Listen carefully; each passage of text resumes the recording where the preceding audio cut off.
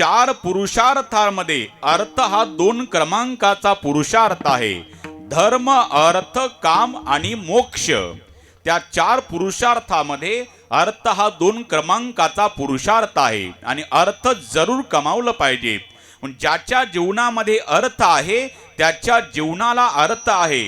ज्याच्या जीवनात अर्थ नाही त्याच्या जीवनाला अर्थ नाही. म्हणून माणसाची नाव पैसा बदलवतो. पैसा तेरे 3 नाम, परशा, परशु, परशुराम. बघा, ज्याच्या जवळ पैसे नाहीत माणसं त्याला म्हणतात अरे परशा.